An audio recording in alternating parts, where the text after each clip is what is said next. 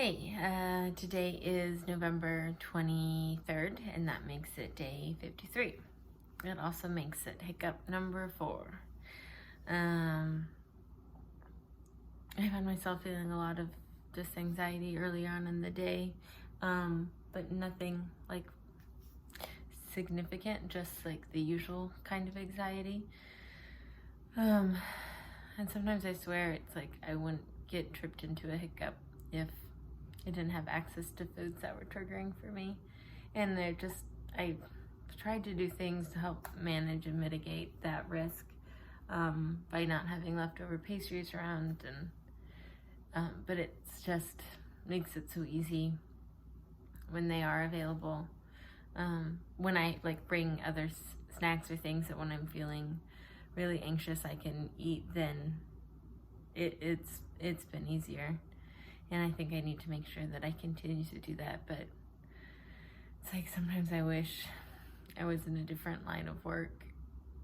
But it's hard at an office, and I know better. I know that it's hard anywhere. It's hard when you're not working. It's hard when you're freelancing. It's just, there's no real ideal situation to blame it on a situation.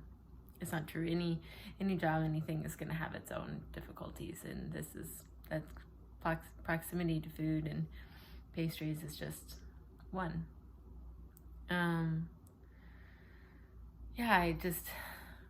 It's hard because I want these daily entries to be the thing that stops hiccups from happening. Especially with the frequency that I feel like for November to have 3, it's kind of frustrating. Even though I was just talking about how November is a hard month here because of the weather and things feel tough to get through. And it's more or less still a success and still good. And, the fact that they've been one-day things, but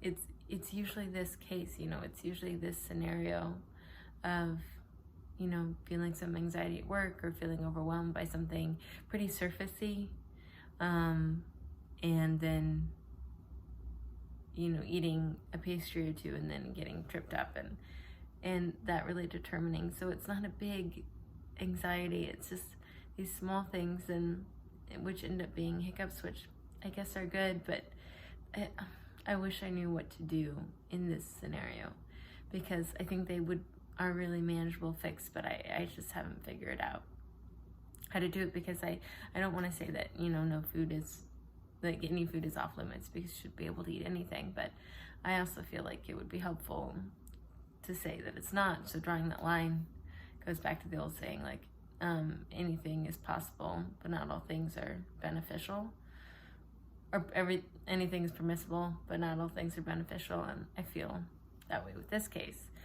Again, how can I set myself up for success? How can I be doing what's best for myself so I don't have hiccups, so I'm not surrounded by things that are triggering. And I think it's okay to acknowledge, not feel shame or feel frustrated or embarrassed that I have triggers. Like, that's normal. But I don't like how it makes me feel. I don't like that it withdraws. I don't like that I'm in the middle of my work day and it takes me out of it. And I don't like having to be honest about it. I don't like having to do the daily entries on them. I don't like having to put an X on my calendar. I don't like living this exposed when I have hiccups.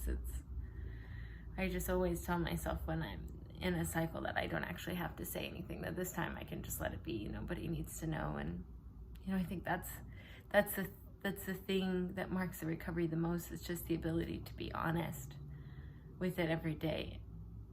And that could be enough. That could be worth the whole 90 days. It's just practicing honesty in a really hidden sort of issue.